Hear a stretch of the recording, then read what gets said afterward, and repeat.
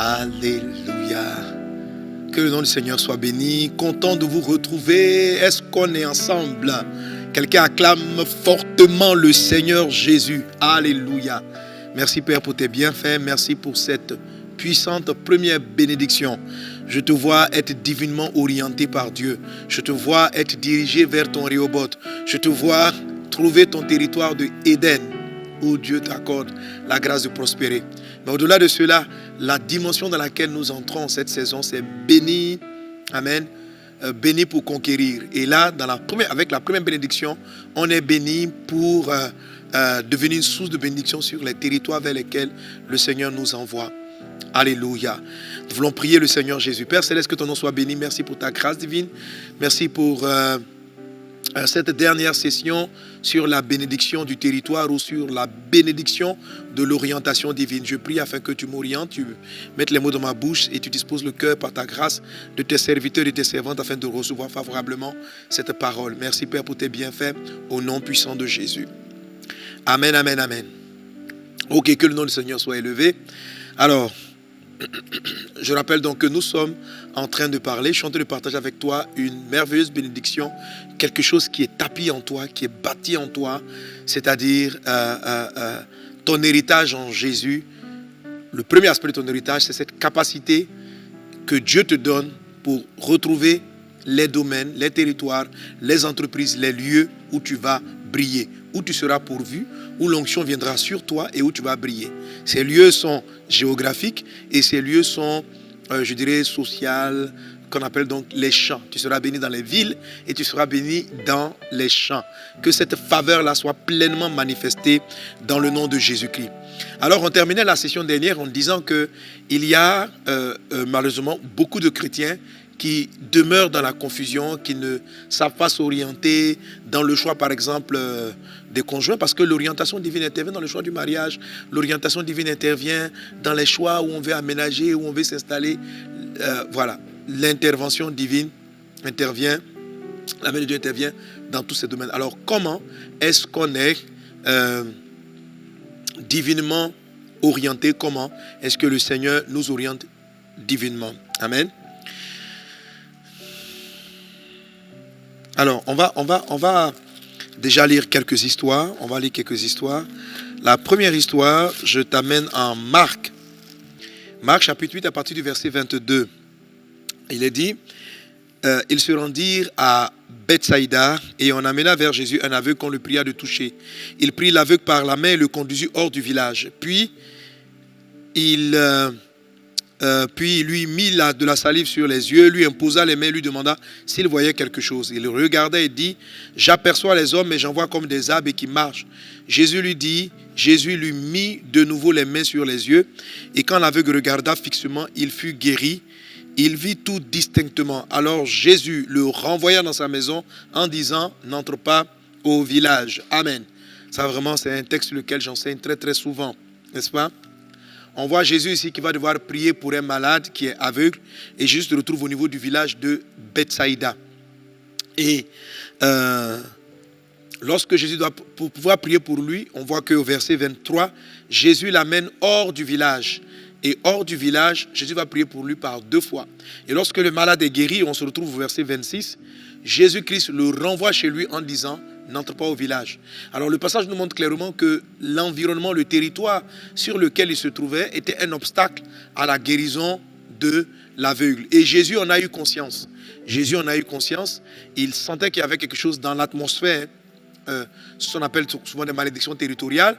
Il savait qu'il y avait une atmosphère qui n'était pas favorable à la guérison de cet aveugle. Il a donc conduit en dehors et puis il a pu prier pour lui et il a eu des résultats. L'orientation divine peut te montrer, va t'orienter, même pour la vie d'autres personnes. Et c'est en cela que c'est une bénédiction vraiment pour la conquête territoriale.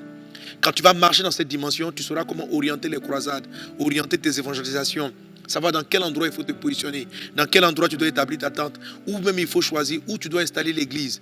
Lorsqu'elle va se manifester pour vous qui êtes des entrepreneurs, vous allez sentir les territoires qui ne seront pas favorables à votre commerce et ceux qui seront favorables à votre commerce. Vous allez les sentir. L'orientation va prendre différentes formes. Et tout de suite, je vais venir là-dessus. Un autre passage qu'on va lire se trouve dans le livre des Actes des Apôtres. Dans le livre des Actes des Apôtres, chapitre 16. Je commence au verset 6. Actes des Apôtres, chapitre 16, à partir du verset 6. La Bible dit, ayant été empêchés par le Saint-Esprit d'annoncer la parole dans l'Asie, ils traversèrent la Phrygie et le pays de Galatie. Arrivés près de la Mysie, ils se disposaient à entrer en Bithynie, mais l'Esprit de Jésus ne le leur permit pas. Ils franchirent la Mysie et descendirent à Troas. Verset 9. Pendant la nuit, Paul eut une vision. Un Macédonien lui apparut et lui fit cette prière, passe en Macédoine, secours-nous. Après cette vision de Paul, nous cherchâmes aussitôt à nous rendre en Macédoine, concluant que le Seigneur nous appelait à y annoncer la bonne nouvelle. Étant partis de Troas, etc. Donc ils vont continuer. Et amen. Donc on voit ici que dans le mouvement d'évangélisation, qui sera donc valable dans tes mouvements, dans tous tes mouvements, dans le mouvement d'évangélisation, l'apôtre Paul et son équipe apostolique vont recevoir la conviction de Dieu qu'ils ne devaient pas aller dans différentes villes en Asie, jusqu'à ce qu'ils reçoivent un songe avec un Macédonien qu'ils voient, et c'est ce qui va ouvrir l'évangile à l'Europe. La bénédiction de l'orientation divine va te montrer comment répandre le royaume de Dieu. Entre dans cette bénédiction.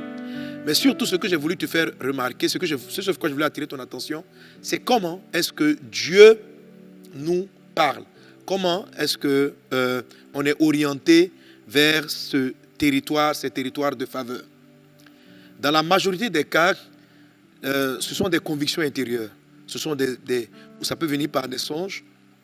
Tu sens par exemple que telle personne n'est pas la bonne personne avec laquelle il faut travailler, tel domaine n'est pas celui dans lequel tu vas... Tu le sens, tu as comme une conviction, tu as la conviction de faire ou de ne pas faire. Ça fait son des convictions et c'est quand même important. Ça peut venir, le territoire ou le champ d'action peut être révélé par des songes, par des visions ou par un concours de circonstances. La Bible dit que lorsqu'on s'appuie sur le Seigneur, on trouve dans son cœur des chemins tout tracés. Donc la majorité des voix divines qui vont te parler vont s'appuyer sur ton être intérieur. C'est très important. Alléluia. Quand tu seras dans des territoires où qui ne sont pas à toi, tu vas le sentir. Malheureusement, certains ont tué totalement cette sensibilité intérieure. Le Saint-Esprit a des difficultés pour les orienter. On va comprendre pourquoi. Il a des difficultés à toucher le côté intuitif ou de parler même par des songes et par des visions pour pouvoir t'orienter vers la bonne décision, vers le bon territoire qui sera une bénédiction pour toi. Je prie dans le nom de Jésus-Christ, afin que tout ce qui est dérangé à l'intérieur de toi, qui empêche le Saint-Esprit de t'orienter, soit ôté aujourd'hui dans le nom de Jésus-Christ de Nazareth, et que le Saint-Esprit puisse te parler. Amen. La Bible dit que Dieu parle tantôt d'une façon, tantôt d'une autre, mais l'homme n'y prend point garde. C'est-à-dire la voix de Dieu est censée te conduire. Elle est censée te dire, aujourd'hui, ne va pas dans tel endroit, va dans tel autre. Elle est capable de te dire, t'orienter, sans même que tu l'aies choisi volontairement. Alléluia. On me raconte l'histoire. C'est une histoire qui s'est passée à l'église. Où j'étais en ce moment dans la bénédiction des territoires. Et puis il y a quelqu'un qui arrive à l'église, donc il se retrouve là. Et à la fin du culte, le dirigeant demande à ce qu'on prie les uns pour les autres. Et que chacun donne son sujet aux uns aux autres. Et donc une sœur qui se retrouve vers un frère et qui dit, bon voilà, moi j'ai déposé mes dossiers dans telle entreprise. Prions Dieu que vraiment ça puisse aboutir. Et le frère qui prie avec la sœur, à la fin lui dit, c'est quoi votre dossier, etc., etc. Et il se trouvait que son voisin qui priait pour son sujet était justement le responsable qui était en charge de faire embaucher, de garder ou de ne pas garder. Et notre sœur a pu ainsi, alléluia, travailler dans cette entreprise. Vous pensez que c'est par accident qu'elle s'est assise à côté du décideur? Non, c'est la bénédiction de l'orientation divine qui a dirigé ses pas vers là-bas. Alléluia. Elle ne s'est pas assise au hasard. Ça peut être même le protocole qui est venu, qui l'a prise, l'accueil, qui l'a menée à l'endroit et qui l'a fait asseoir. Mais toutes ces coïncidences-là, c'est la bénédiction territoriale qui vous amène les personnes qui vous conduisent là où vous devez être. C'est vraiment merveilleux. Il y a quelque temps de cela, je reçois un autre témoignage d'une dame qui était en train de prier, de savoir comment elle voulait lancer une affaire. Elle sentait que Dieu voulait la conduire dans une affaire et ça semblait un peu compliqué. Alors, un dimanche, j'ai relâché des paroles de bénédiction et elle les a saisies comme si ses activités devaient commencer. Et puis, un soir, voulant rentrer chez elle, elle décide d'emprunter un taxi. Elle monte dans le taxi, il fait un peu sombre. Et en s'asseyant à l'arrière du taxi, elle touche un sac. Elle touche un sac, un attaché-caisse. Elle touche, elle regarde et puis elle se dit, ah, Je crois que le chauffeur ne s'est pas rendu compte que quelqu'un, un de ses clients, a oublié ses affaires dans le véhicule. Et puis donc elle dit rien, elle descend avec le véhicule parce qu'elle est décidée à rendre la sacoche au propriétaire. Et quand elle va, elle ouvre, elle trouve des cartes de visite, elle trouve des chéquiers, elle trouve des documents assez importants. Elle arrive à recontacter le monsieur et puis à lui remettre le dossier. Mais ce monsieur-là, il va lui dire, madame, je suis venu ici pour chercher des partenaires dans telle ou telle affaire. Bref, ça va lui donner de lancer une activité prospère. Alléluia. Et elle est quittée de très peu d'argent à beaucoup de ressources actuellement. Vous savez comment? Comment elle était conduite dans ce taxi? Bénédiction de l'orientation. Comment la personne a fait pour oublier le taxi? Bénédiction de l'orientation divine. La bénédiction de l'orientation divine se manifeste de différentes manières, de différentes façons. Alléluia.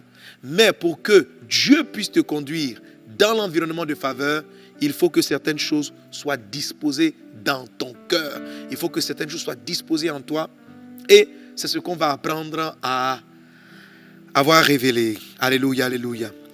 Alors, on repart dans le texte avec lequel on a fini la session précédente, c'est-à-dire Genèse chapitre 26. Est-ce que quelqu'un avec moi? Donnez-moi amen à Jésus.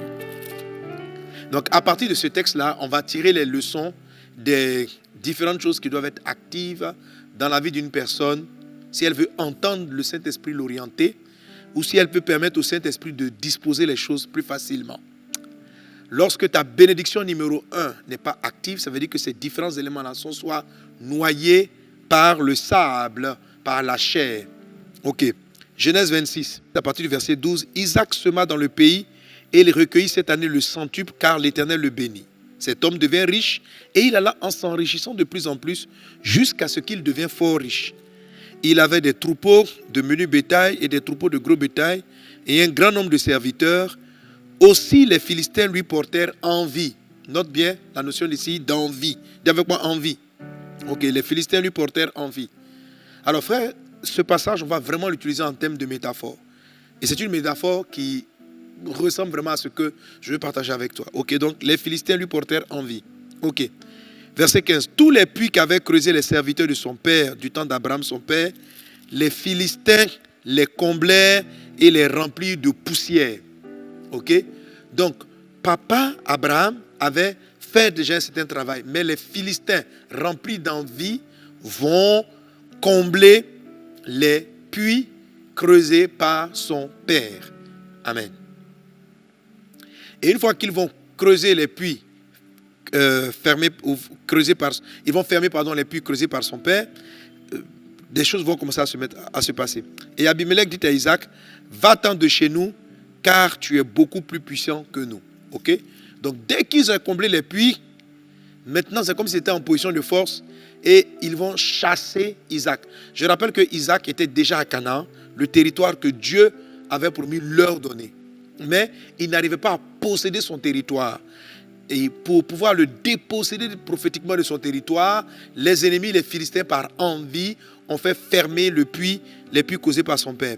Isaac partit de là et campa dans la vallée de Guérar où il s'établit.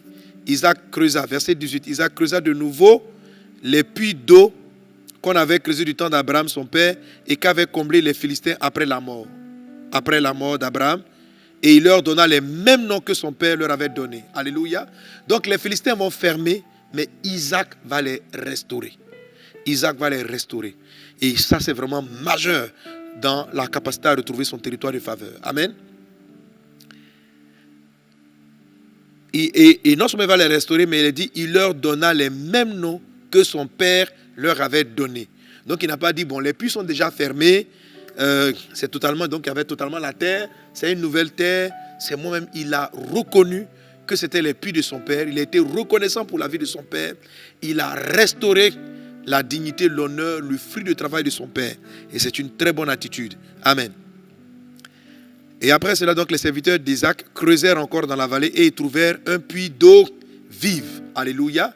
Donc maintenant, ce n'est plus simplement de l'eau. L'eau devient de l'eau vive. Quelqu'un est avec moi, eau vive. Amen.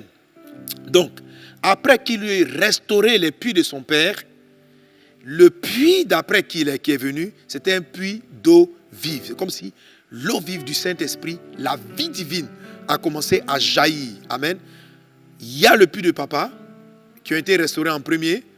Deuxièmement, il y a le puits d'eau vive qui vient après. Les bergers de Guérar querellèrent les bergers d'Isaac, verset 20, en disant, l'eau est à nous. Et il donna au puits le nom d'Ézek, parce qu'il s'était disputé avec lui. Alléluia. Donc, le puits, lui, n'a pas été fermé cette fois-ci. Il a continué à produire l'eau vive, mais il a été combattu par envie et ils ont récupéré le puits de Isaac. Isaac va continuer. Ses serviteurs creusèrent un autre puits au sujet duquel on chercha aussi querelle et il l'appela Sitna. Il se transporta de là et creusa un autre puits pour lequel on ne chercha pas querelle. Il l'appela Rehoboth, car, dit-il, l'Éternel nous a maintenant mis au large. Et c'est ce que je déclare sur ta vie. Dieu va te conduire dans un ensemble de territoires, mais à un moment donné, il va te mettre au large. Au large, ça veut dire, il t'enlève des querelles. Au large, ça te dit, il te met à part. Il te fait entrer dans une dimension de Rehoboth. Je suis venu prophétiser dans le nom de Jésus-Christ de Nazareth, que la saison qui commence, Dieu t'amène au large. Vous savez, il y a des moments où le Saint-Esprit vous oriente dans des activités professionnelles. Mais vous arrivez là-bas, vous êtes combattu, il y a beaucoup de guerres. Le Saint-Esprit t'oriente dans un domaine, mais tu n'es pas tranquille là-dessus. Il y a le lot, tu sais que tu es là où tu dois être, mais les combats continuent. Amen. C'est là où on vous trouve des postes professionnels et puis vous avez la jalousie de certaines personnes. Pourquoi vous êtes élevé? Pourquoi les portes vous sont ouvertes? Pourquoi ça à vous on fait telle faveur? Et ça, il y a toujours, quand Dieu vous bénit, quand Dieu produit de l'eau vive, il y a toujours cet esprit de Philistin là qui apparaît pour essayer de salir votre eau vive. Alléluia. Mais Isaac ne s'est pas arrêté, il a suivi un process très important et il va se retrouver dans la dimension de Rehoboth où on ne va plus lui chercher querelle. Et avec ça, il va dire maintenant, Dieu m'a mis au large. Dieu te met au large au nom de Jésus. Et il dit, et nous prospérerons dans le pays. Dieu m'a mis au large et nous prospérerons dans le pays. Avant, il était riche, mais maintenant, il s'est mis dans la dimension de prospérité. Tu prospères au nom de Jésus dans le pays. Ça veut dire de tous côtés. Quand Dieu te met au large, alors tu vois que ta famille, tes enfants, ta maison, ta vie, dans l'entièreté, dans ce territoire-là, prospère à tous égards. Il était riche, maintenant il prospère. Alléluia, tu prospères au nom de Jésus. Et le verset 24, l'Éternel lui apparut dans la nuit et dit, je suis le Dieu d'Abraham, ton père. Amen. Donc Dieu va maintenant se révéler à lui parce qu'il est dans le territoire de Rehoboth. Je suis le Dieu d'Abraham, ton père, ne crains point car je suis avec toi. Je te bénirai, je multiplierai ta postérité à cause d'Abraham, mon serviteur. Il bâtit là un autel, invoqua le nom de l'Éternel et il dressa sa tente. Et les serviteurs d'Isaac, ils creusèrent un puits. Abimelech, donc maintenant, vous allez voir à partir du verset 26, les ennemis sont venus reconnaître la grâce. Et à partir du verset 26, qui était sur la vie de Isaac. Tes ennemis se prosterneront devant la grandeur de ton Dieu. Ceux qui t'ont combattu hier viendront essayer de faire amitié avec toi. Parce qu'ils verront que la main de Dieu est sur toi. Et qu'on ne peut pas te combattre, on ne peut pas se lever contre toi. Il en est ainsi dans le puissant et précieux nom de Jésus-Christ. Amen. Alors je t'explique que ce qu'on appelle la bénédiction territoriale et les conquêtes du territoire, c'est un ensemble de chemins dans lequel le Seigneur va te conduire. Dans certaines places, il va y avoir certains combats. Dans d'autres places, ça sera plus facile. Et puis, à un moment donné, de gloire en gloire, tu vas être dans le territoire où tu vas régner définitivement. Que la faveur divine soit avec toi. Alors, par quoi est passé, donc, on aura donc nos différents points. Amen. La restauration des sources des pères. C'est la première chose que Isaac a faite. Et c'est le premier secret pour réactiver en toi la bénédiction numéro 1, pour qu'elle soit visible. Alléluia. Deuxième attitude que Isaac a eue, vous avez remarqué, vous devez savoir que Isaac était plus riche que Jacob, qu'il était plus riche qu'Abraham. Et vous savez qu'Abraham avait une armée. Les serviteurs d'Abraham seulement étaient capables de se confronter à un pays. Mais, malgré qu'ils étaient si forts, Isaac, Abraham, Jacob sont des personnes qui ont respecté les autorités qui sont en place sur un territoire. C'est très important. Alléluia, c'est très important. Même quand Dieu te donne un territoire, il y a une manière de faire. Et on va trouver dans l'attitude d'Isaac une certaine considération, un certain respect pour ces personnes-là qui malheureusement le persécutaient, mais il a eu une certaine attitude vis-à-vis de ses autorités Et ça, c'est très important. Alléluia. Tu vas te retrouver dans des entreprises où tes patrons vont te combattre. Tu vas te retrouver dans des églises où quelquefois l'autorité va se lever contre toi. Ton attitude vis-à-vis de l'autorité sera déterminante dans ta capacité à réentendre la voix de Dieu pour te conduire vers ton territoire de faveur. Que dans le nom de Jésus, tu sois divinement orienté. Sois béni. Amen. La troisième chose qu'on remarque dans la vie de Isaac, c'est qu'il est fidèle à ce qu'il fait. Il est persévérant. Fidélité dans le sens de persévérance. Il ne lâche rien. On ferme un puits ici, il creuse un puits. On ferme ici, il creuse un puits. Il va toujours de gloire en gloire. Il ne cesse pas. Tu le frappes, il avance. Il avance. Tu dois avancer. Pour trouver ton territoire, il faut que tu avances. Tu ne passes pas ton temps à dire, bon, vous m'avez cherché des querelles ici, j'appelle ça Ézek. Mais il va creuser Sitna. Il va creuser Sitna. Et puis ainsi de suite. Il creuse encore. Dis à quelqu'un, creuse encore. Dis à quelqu'un, n'arrête pas de creuser. Dis à quelqu'un, creuse encore. Ceux qui trouvent leur territoire de faveur sont ceux qui crèvent, qui creusent encore. Et on a vu cela avec Paul, l'apôtre Paul. Il arrive dans tel territoire, Dieu dit c'est pas le bon. Il arrive dans tel autre, Dieu dit c'est pas le bon. Il a continué de creuser. Et à un moment donné, Dieu lui a apparu, lui dit, maintenant tu dois aller en Macédoine. Creuse encore. Dis cela à ton voisin. Amen. D'où viennent les Philistins qui se sont opposés? Ils ont été manifestés par jalousie. Ça va nous donner la quatrième attitude, c'est-à-dire, ils ont été remplis d'envie. Lorsque vous êtes remplis d'envie, de méchanceté, vous vous éloignez de votre territoire et on va le visiter. J'appelle ça donc la clé de sache célébrer le succès des autres. Tous ceux qui sont jaloux du succès des autres ferment leur cœur à leur territoire de faveur. Je reviendrai là-dessus rapidement. Amen. Cinquième chose, savoir apprécier les différentes étapes par lesquelles tu transites. Il y a différents stages dans ta vie. Il faut faire attention de ne pas être amer sur les territoires par lesquels, les entreprises, les activités par lesquelles tu es passé. On va y revenir. Amen. Ok. Sixième chose, Isaac était quelqu'un d'assez droit, d'assez honnête, d'assez juste et bon. Et on va voir que la justice, le comportement de justice a une forte incidence sur ton habileté intérieure à libérer ta bénédiction. Numéro 1. Amen. Et puis la septième chose, on nous parle de l'eau vive, c'est le Saint-Esprit. Isaac était quelqu'un qui marchait par le Saint-Esprit. Quelqu'un donne un bon amen. Alors, ça veut dire quoi? Que dans ce message, je vais toucher rapidement 7 points. Bénis, restaure et bénis tes sources. 2. Honore les autorités des territoires que tu traverses. Honore les autorités des territoires que tu traverses. 2. 3. Sois fidèle et persévérant. 4. Célèbre le succès des autres. Amen. Ça va te donner de neutraliser la malédiction de l'errance. Ok? Ça, c'est quoi? 4. 5. La reconnaissance ou savoir apprécier les étapes de ta vie. Savoir apprécier les étapes de ta vie. Ou si tu veux, ne sois pas amer vis-à-vis des étapes de ta vie. 6. La marche dans la justice. 7. La marche par l'esprit. Amen. Voilà 7 attitudes qui sont simplement ce que la Bible nous recommande de vivre, d'être. C'est le chrétien qui marche ainsi, qui cultive cela, va naturellement être orienté par Dieu. Dieu va t'empêcher quand tu ne dois pas aller quelque part et il va facilement te montrer le territoire où tu dois partir. Que ce soit par songe, par vision, par inspiration, Dieu te parlera. Qu'il en soit ainsi dans le puissant et précieux nom de Jésus. Alors, première attitude, restaure et bénis la source de tes pères. Est-ce qu'on est ensemble? Amen.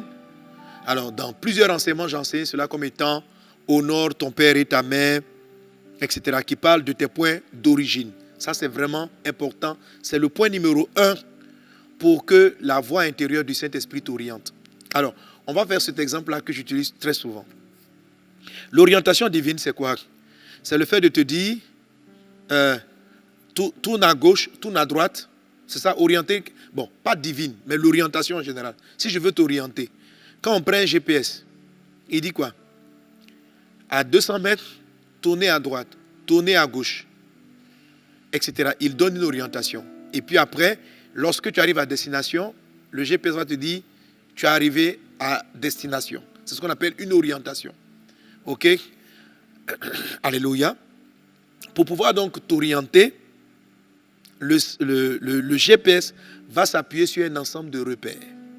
L'orientation, c'est une direction. La bénédiction de l'orientation divine est fondée sur une forme de boussole intérieure ou de GPS intérieur. C'est un GPS intérieur qui te dit, lorsque tu prends un mauvais virage, qui te dit, tu as raté le virage, fais demi-tour ou sors à une autre sortie.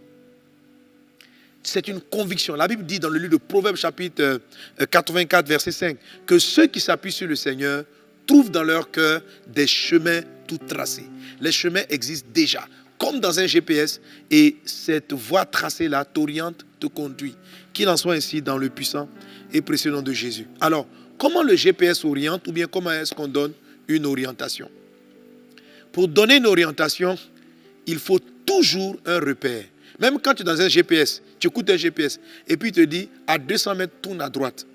Mais la droite qu'il t'oriente, qu'il te donne là, c'est par rapport à ton point d'arrivée, au point d'où tu viens.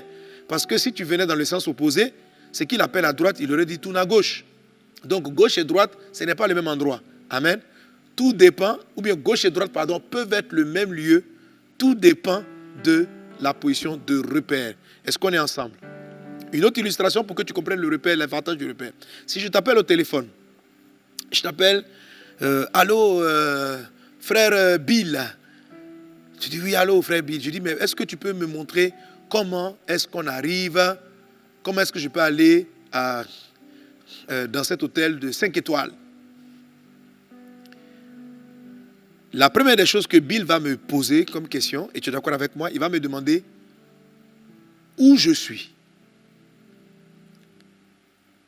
Il va me demander où je suis. Alors pour illustrer cela souvent pour rire, je dis, mais moi je réponds à Bill, je dis, mais Bill, pourquoi tu veux savoir où je suis? Moi je te dis, montre-moi le chemin pour aller à l'hôtel 5 étoiles.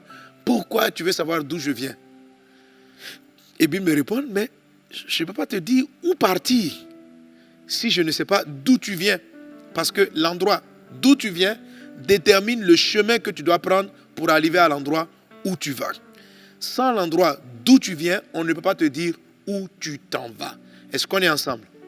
Alléluia. Donc ce qui est vrai dans le monde naturel est vrai dans le monde spirituel. Tes points d'origine déterminent la façon dont le Saint-Esprit va te conduire. Il va pouvoir t'orienter. Si ton point d'origine est déplacé, l'Esprit du Seigneur ne peut plus te conduire. Même si tu entends sa voix, tu ne comprendras pas. Quand il te dira tourne à droite, mais à droite par rapport à quoi? Tourne à gauche. Si toi-même tu ne sais pas d'où tu viens, droite, gauche ne veut rien dire. Alléluia. Que l'orientation divine soit ton partage. Amen. Alors, rapidement, comment on trouve cette orientation divine intérieure? D'où elle vient? Elle vient de ton point de départ. C'est quoi ton point de départ? En fait, c'est de tous tes points de départ. De tous tes points de départ. Le premier point de départ qu'un homme a, c'est d'abord son Créateur. C'est Dieu. Alléluia. Le deuxième point de départ, ce sont nos parents biologiques, ceux qui nous ont mis au monde. Et puis après, on a différents types de pères qui vont revenir. Le point de départ, c'est là où tout commence. C'est là où tout commence. Amen. On va lire quelques passages. Lisons ensemble Proverbes chapitre 22, verset 28. Ok. Proverbes 22, verset 28. Ce passage nous dit, on va le lire ensemble. Ne déplace pas la borne ancienne que tes pères ont posée. Ne déplace pas la borne ancienne que tes pères, au pluriel, ont posée. Alléluia. Alors, ne déplace pas la borne. Quelqu'un est avec ma borne. Ok. Donc, la Bible nous dit que les pères posent des bornes. Ils posent des bornes. Et la Bible nous dit de ne pas les déplacer. Qu'est-ce que c'est qu'une borne? Une borne est un système d'orientation. C'est un objet qui sert à orienter. Il sert à délimiter des parcelles, donc à savoir que je quitte tel lot pour rentrer dans tel lot. Ce sont des bornes qu'on utilise. On utilise aussi des bornes kilométriques pour dire à quelle distance nous sommes d'un endroit. On utilise des bornes aussi pour indiquer que nous entrons dans des villes ou que nous sortons des villes. Donc les bornes sont des points d'orientation. Okay? Et la Bible dit que les pères ont posé dans nos vies des bornes anciennes. Les bornes, le terme ancien est utilisé pour dire que ce sont les bornes primaires. Elles sont très importantes. Alors, supposons que j'utilise une borne kilométrique et j'arrive, elle est en train de me dire, je suis à 3 km de la ville d'Abidjan. Je suis à 3 km. Or, la borne qui dit 3 km, ce n'est pas la bonne place. Elle a été déplacée. OK? Quelqu'un est parti déplacer la borne qui disait...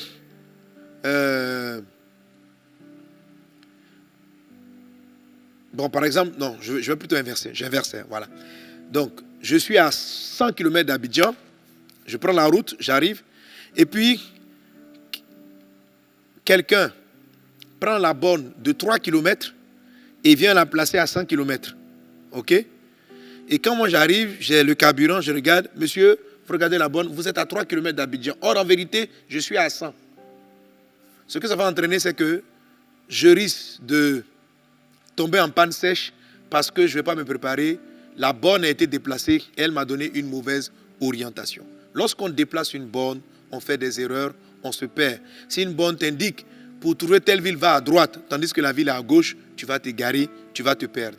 Les pères au pluriel, pas ton papa, mais les pères au pluriel ont posé dans ta vie ce qu'on appelle une borne. La borne ne doit pas être déplacée. Lorsque les bornes des pères sont déplacées, on se perd soi-même. Donc le Saint-Esprit même n'arrive pas à nous orienter. Et les différents types de pères servent dans différents domaines de la vie. Amen. Est-ce qu'on est ensemble? OK? On a pu recenser à peu près 8 types de pères. On a pu recenser à peu près 8 types de pères. Et on va aller rapidement sur ces différents types de pères. Je te conseille de... pour revenir toujours à notre dévotionnel numéro 1, tout est là-dedans. Amen. Tout est là-dedans. L'honneur aux parents. Tu vas retrouver les jours 18. Ce que je viens de dire, c'est le jour 17. Voilà. L'histoire du téléphone, c'est le jour 16. Tu as dû remarquer que Proverbe 22, verset 28, parle des pères au pluriel. En effet, j'ai pu recenser 8 types de pères. 1. Dieu le Père. 2. Tes parents biologiques. 3. Tes beaux-parents. 4. La personne qui t'a amené au Seigneur. 5. Ton pasteur, ton mentor ou père de ministère. 6. Ton père professionnel. La personne ou l'entreprise par laquelle tu as commencé. 7. Tes parents adoptifs. 8. Les pères de mouvement, tels qu'Abraham, le père de la foi. Ok? Retiens bien ces 8 types de pères que tu trouveras dans ton ouvrage. Ça va être utile dans toute ta vie. Amen. Donc chacun de ces pères va poser une borne qui est importante et qui va servir à t'orienter. Un père professionnel, ça veut dire quoi? C'est la première personne qui t'a introduit dans une activité. C'est la première personne qui t'a ouvert les portes de voir ton premier travail. Il faut faire très attention au type de relation que tu entretiens avec lui ou avec l'entreprise de départ. Amen. Fais attention de ne pas déplacer la borne de ta première entreprise de travail. Fais attention de ne pas déplacer la borne d'un père d'un mouvement. OK? Voilà. Tu dois vraiment faire attention dans tes relations avec eux. Quand bien même ils te persécuteraient, agiraient mal contre toi, comme ce fut le cas de Saül contre son gendre David, donne-leur toujours du respect et de la considération, reconnaissant qu'ils ont été une bonne pour toi. Ton point de départ n'est pas ton point d'arrivée. Peu importe le type d'histoire qui te caractérise avec l'un de ces pères, tiens-les toujours en honneur et en ton sens d'orientation. Tiens-les toujours en honneur. Et ton sens d'orientation sera très, très aiguisé. Amen. Comme le dit Proverbe 30, verset 17, Proverbe 30, verset 17 dit, « C'est l'œil qui se moque d'un père, les corbeaux du torrent vont le percer. » Tes yeux spirituels seront cassés si tu as une mauvaise attitude vis-à-vis de tes parents. Tu deviendras spirituellement aveugle, selon Proverbe chapitre 20, verset 20. Okay? Alors, comment est-ce qu'on déplace la borne qu'un père a placée? On déplace une borne des pères en déshonorant ce papa, en étant en colère contre ce papa, en maudissant ce papa, en étant rempli d'amertume vis-à-vis de ce papa. Et par rapport au domaine où ce papa influence, on sera désorienté. Un père biologique, c'est-à-dire le père qui t'a mis au monde, ou ta mère, c'est le même groupe, est censé t'apporter les premiers amours affectifs. Alors, lorsqu'un papa a, par exemple, abusé de sa fille, abusé de son fils, lorsque l'amour qu'un enfant doit avoir pour son papa est dérangé, au point où l'enfant en veut, a de l'amertume, de la colère contre ses parents, il va déplacer une borne émotionnelle. Vous allez voir que cette personne-là aura des difficultés pour être orientée en amour. Elle va le plus souvent tomber dans de mauvaises relations. Le Saint-Esprit aura des difficultés à lui dire marie un tel, ne marie pas un tel. Il ne sait plus te dire gauche-droite. Lui, c'est pas bon, lui, c'est bon. Donc, un problème avec tes parents va entraîner une désorientation et une perte du territoire sur le plan sentimental. Un désordre avec ton père spirituel peut entraîner une désorientation spirituelle. Un problème avec différents types de pères. Ton père professionnel, par exemple, celui qui t'a initié ou bien l'entreprise. Si tu déplaces cette borne, ça peut entraîner une confusion dans ta vie professionnelle. Tu peux être perdu pendant un temps. OK? Parce qu'une borne a été déplacée. Ce qu'on va faire aujourd'hui, c'est qu'on va rétablir la borne. Et c'est ce que Isaac a fait. Amen. Lorsque les gens ont commencé à le poursuivre, Isaac est reparti où étaient les puits de son père.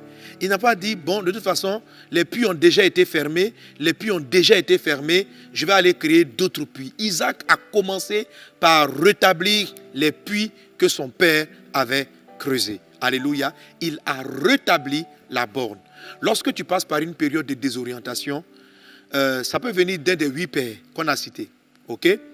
Ça peut venir d'un des 8 pères. Tu prends le temps dans le calme et tu pries le Seigneur Jésus pour savoir quel est le sentiment, la pensée qui t'anime vis-à-vis de cette personne. Alléluia. Je rappelle que ce que j'ai lu, on a lu dans le texte, ton père est ton point de départ, ce n'est pas ton point d'arrivée. Ça ne veut pas dire qu'il faut partir forcément rester dans la maison du papa. C'est la volonté de Dieu que tu quittes quelquefois la maison d'un père d'origine. Amen. Parce que ce n'est pas là que tu t'en vas, c'est là que tu commences. Mais si je déplace là où tu commences, je risque de te perdre dans là où tu t'en vas. OK? Jésus dit, je suis dans le vrai parce que je sais d'où je viens et je sais où je vais. Amen. Tu dois savoir donc d'où tu viens et puis savoir bénir Dieu pour ton étape d'origine. Pour dire, Dieu, j'ai eu un papa qui a abusé de moi, mais c'est mon père. Je lui pardonne. Amen. Je lui pardonne. Isaac n'a pas eu de problème avec son papa, mais c'est une image, c'est une métaphore. Le puits a été fermé, c'est-à-dire les sources d'eau avec lesquelles papa le nourrissait, lui donnait à boire, ont été fermées. Il n'y avait plus de vie de sa source d'origine. Ce que la source d'origine produisait, c'était du sable. Isaac est parti et puis il a creusé, il a rétabli l'honneur. Alléluia, il a rétabli l'honneur. Amen. Moi, lorsque je me suis donné à Jésus, j'ai eu quelques problèmes avec mon papa. Il a injusté, fâché contre moi. Je me suis aussi énervé parce qu'il me criait souvent là-dessus.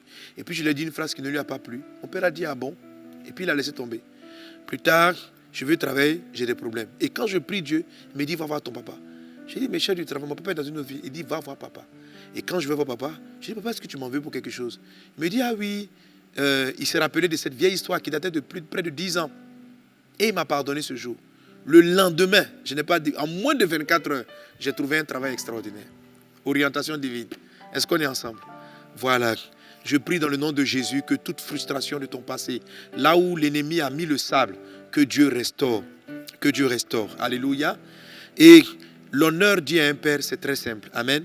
C'est des paroles de respect, des paroles de considération, quelquefois des dons que tu vas faire à la personne, etc. Si éventuellement le parent est décédé, l'honneur, c'est une pensée du cœur, ok? C'est quand tu penses à la personne, ne sois pas amer. Si c'est difficile pour toi, confesse-le à Jésus. Dis, papa, avec ce que j'ai vécu avec ce père, c'est quand même compliqué pour moi. Mais je veux faire la paix. Alors, au-delà de tout cela, le père de tous les pères, c'est Dieu. Et ça me permet d'arriver à la clé même de l'origine de la bénédiction. Depuis le début, je ne t'en ai pas parlé, mais c'est là que tu commences. Le point de départ, c'est Dieu. Tu dois te réconcilier avec Dieu ton Père, parce qu'il est le Père de tout. Tu dois marcher avec lui. Est-ce que Dieu le Père est honoré par toi? Est-ce que le Père de toute vie, celui qui a créé nos parents, celui qui a créé la terre sur laquelle nous vivons, celui qui est la source de la vie? Pour que Dieu devienne ton Père, pour creuser le puits comme Isaac l'a fait, tu dois te convertir. Tourne-toi vers Jésus. Accepte Jésus comme ton Seigneur et ton Sauveur. La Bible dit à tous ceux qui ont reçu Jésus-Christ, la parole, elle a donné le pouvoir de devenir enfants de Dieu. Amen. Donc, honorons le Père. En coupant avec ce Père, l'Occident s'est mis dans beaucoup de tourments, par exemple. Aujourd'hui, les valeurs morales ont disparu. Ce qui était bien est appelé mal, ce qui était mal est appelé bien, parce qu'il n'y a plus de repères sur le plan moral. Parce que Dieu, notre Créateur, est un Père sur le plan moral. Alors sur le plan de la morale, il n'y a plus de repères dans certains pays. Et on veut imposer au reste du monde ces lois qui vont créer un désordre dans la société, tout simplement parce qu'une borne a été ou est en train d'être déplacé. Ne déplace pas la borne. Quelqu'un donne un bon amen. Ok? Alors, les autres points, on va les citer rapidement. Est-ce qu'on est ensemble? Ça, c'était le premier truc. Donc, il faut prier par rapport à cela. La deuxième des choses,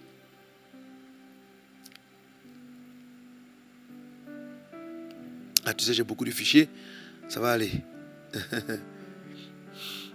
La deuxième des choses après les pères, c'est honore les autorités du territoire que tu traverses. Garde ce passage, 1 Timothée chapitre 2, verset 2. Ok? 1 Timothée chapitre 2, verset 2. Et puis, tu pourras lire aussi Deutéronome chapitre 19, verset 14. Deutéronome chapitre 19, verset 14. Ce passage-là nous montre comment, quand Israël partait vers Canaan, il transitait par des territoires. Et Dieu leur disait très souvent, respecte. Amen. Deutéronome 19, 14 va dire, tu ne reculeras point la borne de ton prochain, posée par tes ancêtres dans l'héritage que tu auras au pays dont l'Éternel, ton Dieu, te donne la possession. Donc Dieu dit dans ce passage de respecter les bornes de ton prochain, c'est-à-dire ce qui lui appartient. Il faut les respecter pour que toi-même, tu puisses entrer en possession de ton territoire. Amen. Et tu vas voir que Israël, on le voit dans Deutéronome chapitre 2, du verset 4 jusqu'au verset 8. Dieu dit, pendant qu'il partait vers Canaan, il dit, ce territoire, il appartient à tel peuple. Respectez-le, prenez l'eau qu'il y a là-dessus, respectez. Ce territoire, pour le moment, il est dans telle possession. Ok? Dans la vie pratique, fais attention. Amen. N'envie pas à la place des autres. N'envie pas à la place des autres. Ce n'est pas parce que tu n'es pas encore chef de service, tu vas commencer à envier. C'est son territoire pour le moment. Tant qu'il est là-dessus, respecte-le, honore son territoire et Dieu t'accordera ton territoire à toi. Amen. Ne déplace pas sa borne. Ne va pas derrière et puis dis tel gars n'est pas digne à tel poste. Ce n'est pas toi qui l'as placé là. La Bible dit que les positions sont données par Dieu lui-même. Même si l'Esprit t'a révélé que ce sera ton territoire plus tard, patiente. Et c'est l'attitude qu'a eu Isaac. Isaac, depuis Abraham, savait que la terre de Canaan allait lui revenir. Mais en attendant, les Amoréens, les Philistins étaient encore là. Ce n'était pas le moment de les faire partir. Il devait donc simplement travailler avec eux. Et tu vois dans l'attitude d'Isaac qu'il a respecté cela. Donc il faut faire très attention. Si tu arrives dans un endroit, par exemple, que tu veux chanter dans le groupe musical et qu'il y a quelqu'un qui est là, qui est un pianiste, qui est le chef. Voilà, ne dis pas, je suis meilleur que lui. Dieu m'a dit, même c'est moi qui sera le... Non, fais très attention. Tu vas rater ton territoire si tu ne sais pas respecter le territoire des autres. Est-ce qu'on est ensemble? Alléluia. Voilà, tu dois le voir dans tous les domaines. Ne convoite pas la place de quelqu'un. Si on t'a pris dans une société, fais bien ce que tu as fait. Si on t'a mis sous-chef, sois sous-chef. Laisse Dieu faire les choses en leur temps. Il va disposer les choses en leur temps. Tu dois savoir quand tu t'arrêtes. Ok? Troisième clé. Troisième attitude. Célèbre le succès des autres. Bon, célèbre le succès des autres. Amen. Alors, ça va de prime, ça suit logiquement ce dont je viens de parler tantôt. Alors, quand tu vas lire, je te cite comme ça de tête, Genèse chapitre 4. Dieu va maudire Caïn en lui disant, tu seras errant sur toute la terre. Donc, Caïn a hérité une malédiction de vagabondage. C'est-à-dire quelqu'un qui n'est pas stable sur un territoire. Mais d'où vient cette malédiction de vagabondage? C'est parce qu'il avait tué son frère par jalousie. Dieu avait apprécié Abel et Dieu ne l'avait pas apprécié Caïn. Et Caïn était rempli de jalousie et il a voulu le tuer. Il était rempli d'envie. Faites très attention à l'envie. Les Philistins ont commencé à persécuter Isaac à cause de l'envie et de la jalousie. Faites très attention à l'envie et à la jalousie. Quand quelqu'un va réussir à côté de toi, ne l'envie pas. Bénis Dieu pour sa vie. Tu vas retrouver ton territoire. C'est la chair. La Bible dit, les désirs de la chair sont évidents. Ce sont l'impudicité, le mensonge. Et Dieu cite l'envie. L'envie. Si tu regardes le dictionnaire, le sens envie, c'est un sentiment bizarre qui te pousse à détester une personne parce qu'elle réussit dans quelque chose. Voilà. Et la chair est comme ça. Tu n'as même pas besoin de faire exprès. Tu es arrêté. Dès qu'on célèbre quelqu'un, ça t'énerve. Dès qu'on dit qu'il a eu du succès, ça te fait mal. Et c'est par envie que les Philistins ont fermé le puits de Isaac. Mais lui, Isaac, il n'est pas rentré dans ce sentiment dangereux. C'est par envie que Caïn a tué Abel et ça l'a rendu vagabond. ne laisse pas ces sentiments-là. Tu vas les sentir quelquefois venir dans ton cœur. Si par exemple tu commences à être excellent dans un domaine, on va célébrer quelqu'un d'autre à côté de toi. Ne l'envie pas. Si tu commences à l'envier, tu laisses la chair venir fermer ton puits. Amen. Et tu vas perdre ton puits d'eau vive. Tu vas perdre parce que Dieu s'apprête à te parler. Mais tu es tellement, tu convoites pourquoi c'est lui qui réussit, pourquoi c'est lui qu'on célèbre, pourquoi, que tu n'en veux plus entendre la voix de Dieu qui te dit non, lui c'est son quartier, toi voici le tien qui est juste à côté. Et tu ne vas plus entendre ça. L'envie va vous amener à essayer de faire comme les autres. Pas par copier par exemple, mais tout simplement pour dire aussi que s'il fait ça, vous aussi vous êtes aussi bon que lui. Quand tu dis que tu vas perdre ta route. Un jour, des disciples de Jésus ont voulu être à la gauche et à la droite. Jésus a dit, ce sont des places qui ont été réservées. Fais très attention à l'envie, ça va t'éloigner de ton territoire de faveur. Alors lorsque ce genre de sensations-là te remplissent, viens devant la croix et puis roule. Parce que ça veut dire que ton puits d'orientation divine, ton eau vive, vient d'être fermé. Et cette fois-ci, le Philistin, c'est ta chair. Donc enlève ça rapidement pour que l'eau continue à inonder et à orienter ta vie. Au nom de Jésus, prenez garde à l'envie parce que le Saint-Esprit est déjà en vous. Amen. Ok, c'était la troisième clé. Quatrième. Amen, amen, amen. La quatrième chose, c'est la fidélité. Quelqu'un est avec moi, la fidélité. La fidélité. Alors, la Bible dit dans le livre de Luc chapitre 16, verset 12, « Si vous êtes fidèle à ce qui appartient à autrui, on vous donnera ce qui est à vous. » C'est-à-dire, pour que Dieu te donne ce qui est à toi, il va d'abord voir comment tu te comportes vis-à-vis de ce qui appartient à autrui. Ok? Si tu es fidèle à ce qui appartient à autrui, tu recevras ce qui est à toi. Amen. Tu vas voir cela, qu'un homme a raté son territoire de faveur en la personne de Lot. Lot marchait avec Abraham, mais il n'était pas vraiment loyal. Il travaillait pour lui-même ses propres intérêts. Il n'était pas fidèle. C'était son oncle, mais il n'a pas été fidèle dans son cœur. C'est quoi la fidélité? La fidélité, c'est si je travaille pour une personne, je dois chercher à ce qu'elle réussisse. Je dois travailler à ce qu'elle réussisse. Amen. Je dois rester loyal et faire en sorte qu'elle réussisse. La fidélité à ce qui appartient à autrui vous oriente tout droit vers votre destinée. Si tu vois, les sentiments comme l'envie, le désir de paraître, la précipitation empêchent beaucoup de personnes à rester loyales. Ne tombe pas dans ce piège-là, tu vas rater ton territoire de faveur. Et c'est ce qui est arrivé à Lot, qui au lieu d'être fidèle, a commencé à chercher lui aussi à régner. Pendant qu'il est en train de travailler avec son père Abraham, il a commencé à chercher lui-même aussi à s'imposer. Et ce qui s'est passé, c'est qu'il y a eu des querelles, ils se sont séparés. Mais la Bible dit que dès que Lot est parti, les yeux spirituels d'Abraham se sont ouverts et Dieu lui a montré son territoire de faveur. Amen. Et Abraham est parti s'installer à Canaan, tandis que Lot est parti vers Sodome et Gomorrhe. Et on connaît la suite de l'histoire. Amen. Donc, il y a fidélité dans beaucoup de domaines. Fidèle, quand tu vas à l'église, sois fidèle. Dans ton travail, sois fidèle. Sois excellent dans tout ce que tu fais. Sois béni au nom de Jésus. Mais je te prie, consulte ton ouvrage. Il va te donner beaucoup d'informations sur ton territoire de faveur. Amen, amen. Un autre aspect qui est très important dans la fidélité, que j'aborde aussi même comme étant une clé, c'est lorsque quelqu'un est sur son territoire, donc on va retrouver avec respecter le territoire des autres. Et puis aussi dans la fidélité, c'est si tu vois quelqu'un qui est excellent dans ce qu'il fait dans son domaine, fais-lui des offrandes. Fais-lui des offrandes.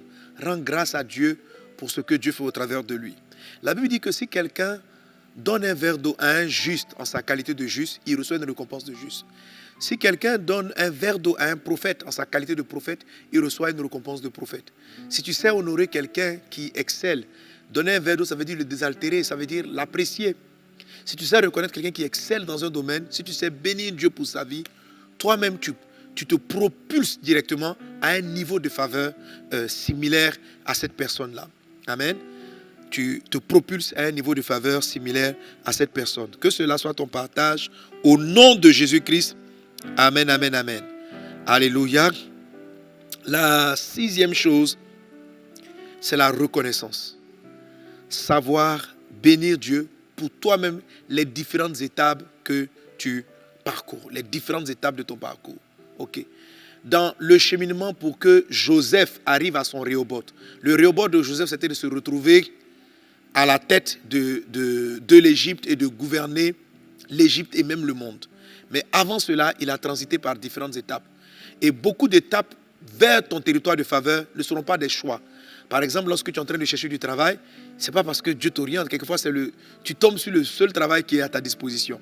Et puis quand tu travailles avec quelqu'un, il va t'orienter. Si tu travailles avec un pasteur, un père spirituel, il va te dire, fais ceci, fais cela.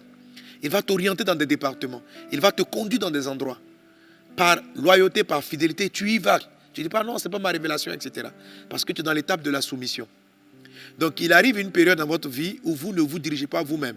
Ça intervient, bien sûr, dans le cas du 5e point de la fidélité. Amen.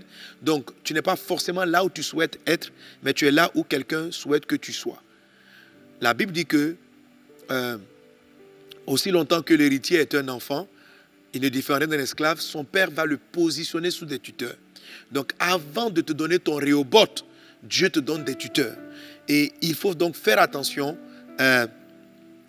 à cette période-là où tu suis tutoriel, où tu suis tutoriel, et puis tu apprends et tu fais bien, tu bénis Dieu pour les différentes étapes par lesquelles tu passes. Ok? Donc Joseph, pour arriver à son Rehoboth, va se retrouver dans le puits de Dothan.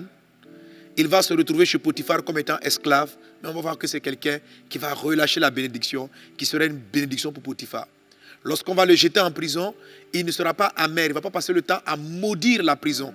Il va devenir une bénédiction pour la prison, au point où on l'a mis chef de prison. Mais dans ces deux étapes que je viens de citer, Joseph n'a pas choisi d'y être. Même étant à Dothan où on l'a jeté dans le puits, c'est parce que son papa l'y avait amené. Tu vois? Donc, les circonstances de la vie vont t'amener dans des endroits, vont t'amener à travailler dans des départements que tu n'as pas choisis, vont t'amener à faire des choses qui ne sont pas son choix, mais que tes supérieurs ont décidé pour toi ou que tes finances ont choisi pour toi. Quand tu te trouves dans ces endroits, rends grâce à Dieu et puis fais bien ce que tu as à faire dans cet endroit. Ça va t'ouvrir les portes de ton territoire. Parce que Joseph a été excellent. Chez Moïse Potiphar, il a cumulé des compétences en agronomie, en intendance, en gestion. Parce qu'il a été excellent en prison, il a cumulé des compétences en gestion humaine. Lorsqu'il se retrouve devant Pharaon et qu'il interprète le songe qui annonce la période de famine, Joseph a instinctivement en lui la réponse au problème de l'Égypte et il propose la solution. Mais la solution de Joseph ressemble à son école de chez Potiphar et à son école de la prison. Et la réponse a été ce que Pharaon attendait et ça l'a conduit dans son Rehoboth. Ta vraie destinée est un cumul des choses que tu as apprises durant les étapes où tu pensais être perdu. Isaac pouvait penser qu'il était errant, mais pour Dieu, il était en train de se former. Il était en train de bâtir l'eau vive. Il était en train de bâtir Ézek. Il était en train de bâtir Sitna pour dire qu'il arrive à vaincre les adversités. Et il a creusé, il a trouvé Rehoboth. Ton Rehoboth se trouve après que tu es creusé. Et chaque puits apprend à l'apprécier. Chaque puits apprend à bénir Dieu pour ce qu'il est. Que la grâce et la paix du Seigneur soient avec toi au nom de Jésus-Christ de Nazareth. Amen. C'était la 6e. La septième, la justice. Alléluia. Isaac était quelqu'un de droit. On voit dans son attitude qu'il ne va pas essayer d'aller en guerre avec les gens. Il va être juste. Deutéronome chapitre 16, verset 20 dit ceci. Tu poursuivras la justice afin que tu vives et que tu prennes possession du pays que le Seigneur ton Dieu te donne. Alléluia. Alors, Proverbe 16, 20 te montre que si tu es quelqu'un de droit, sois honnête, sois bon. Si tu fais du commerce, sois honnête. Ne triche pas, ne vole pas, ne mens pas. Dieu va te conduire dans ton territoire. Si tu travailles quelque part et que les gens mettent la main dans la caisse, les gens s'enrichissent, toi, bannis cela. Ça va te perdre si tu es injuste. Si les gens t'envoient faire du commerce, ne retiens pas par devers toi la monnaie, ce que tu dois. Sois juste, tu trouveras ton territoire. Donc, ce sont des gens de petites choses qu'on laisse entrer dans nos vies, qui sont les sables qui viennent fermer et nous empêcher d'entrer dans Rehoboth. Sois juste dans ton cœur au nom de Jésus. Et pour conclure l'ensemble, alléluia, c'est l'action du Saint-Esprit. Amen. Sur les 7 points dont nous avons parlé, celui qui s'en sert, c'est le Saint-Esprit. Au-delà de tout cela, pour te laisser orienter par Dieu, recherche le Saint-Esprit. Pourquoi le Saint-Esprit est venu? pour que tu sois un témoin de Jésus. Si tu veux être conduit dans ton territoire, marche par l'Esprit. Deviens un témoin de Jésus. Sois rempli du Saint-Esprit. Cherche les territoires pour témoigner du Seigneur. Cherche les territoires pour parler de l'amour et de la présence de Dieu. Que ta bénédiction numéro 1 soit pleinement activée. Alléluia. Alors, les choses qu'on a dites ne sont pas nouvelles. Ce sont des éléments qu'on lit régulièrement dans la parole de Dieu. Mais j'ai voulu sélectionner, l'Esprit m'a orienté vers les lois et les principes qui permettent au Saint-Esprit de prendre le contrôle et de mieux nous parler. De mieux nous parler. Si tu es jaloux dans ton cœur, tu ne peux pas entendre la voix du Saint-Esprit. Quand il va te dire, va faire telle chose, pourquoi? Pourquoi c'est un tel qui fait ça et pas moi? L'Esprit t'a parlé. Mais quand il n'y a plus d'envie, quand il n'y a plus de jalousie, c'est plus facile pour lui de t'orienter. La bénédiction est déjà en toi, mais ne laisse pas la chair venir fermer les puits de révélation, les puits de grâce qui sont en toi. Ne laisse pas la chair, les envies, la jalousie, la compétition, la rébellion venir s'opposer à toi. Célèbre le succès des autres. Bénis la vie des autres. Honore ton père et ta mère afin que tes jours se prolongent dans le territoire que ton Dieu te donne. Que la grâce et la paix du Seigneur soient avec vous. Je te vois rentrer dans ton Rehoboth dans le nom de Jésus. Je te vois marcher dans la dimension rehobotique au nom de Jésus. Tu entres dans ton Éden, l'endroit où Dieu te rend prospère, dans le nom puissant de Jésus. Cette saison, c'est la saison des conquêtes. Le Seigneur t'oriente vers les terres où sa gloire sera manifestée. Que la grâce et la paix du Seigneur soient avec chacun d'entre vous. Je vous laisse à la bonne prière avec vos pasteurs, avec ton pasteur, et puis j'étais ravi d'être avec vous. On se retrouve le mois prochain pour la deuxième bénédiction, la deuxième part de ton héritage, la faveur de la fécondité divine. Soyez bénis. Bye bye.